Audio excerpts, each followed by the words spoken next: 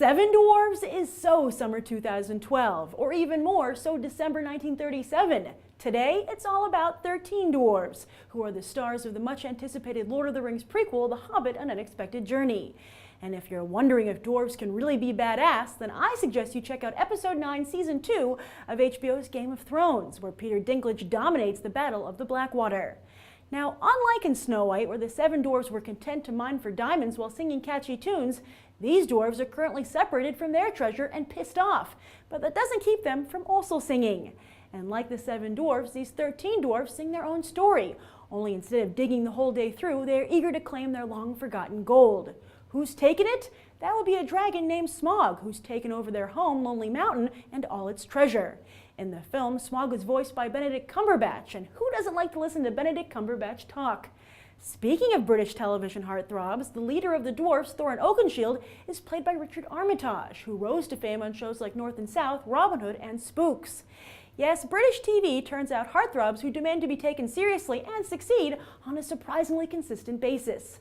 Thorin Oakenshield is looking for one particular diamond, the Arkenstone, which was discovered by his ancestor and shines of its own inner light.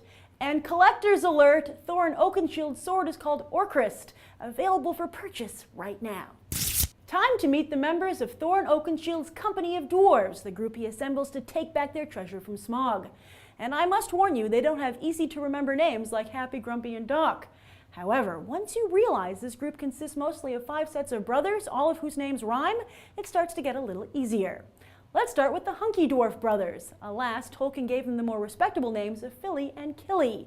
They are the sons of Thorin's sister, and thanks to their keen eyesight, are often sent out to scout for the group.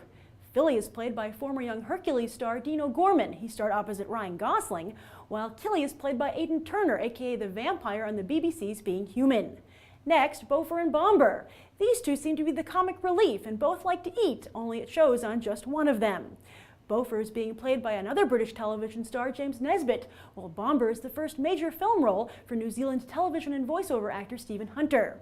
Now, Bifur is the only member of the group besides Thorin not to have a brother present, but Beaufort and Bomber are his cousins.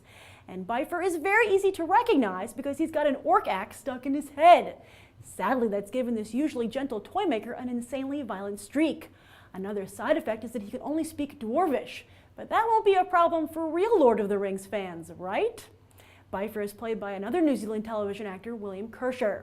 All 3 are dwarf farmers, not warriors like the experienced, fearsome Dwalin. Look at those tats! His 2 trademark axes are named Grasper and Keeper after Emily Bronte's 2 dogs in real life.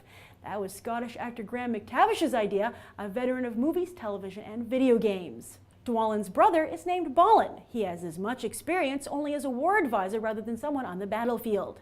In fact, Balin is a dwarf lord. He's played by yet another British television actor, Ken Stott. Next, there's Oin and Gloin. The older Gloin is an apothecary, which is an old-timey pharmacist and midwife. That's right, Oin delivers adorable dwarf babies, but you still don't want to meet him on the battlefield.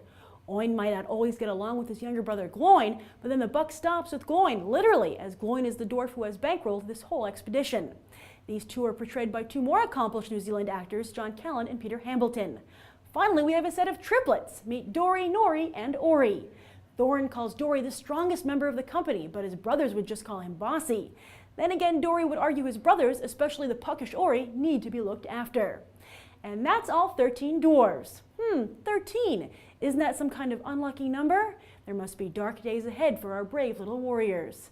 Who's your favorite? Be sure to share your thoughts down below. As for how Bilbo Baggins gets involved with this group, well, you'll just have to see the movie. I'm Grace Randolph, and this has been a Movie Bite. You can watch more right now.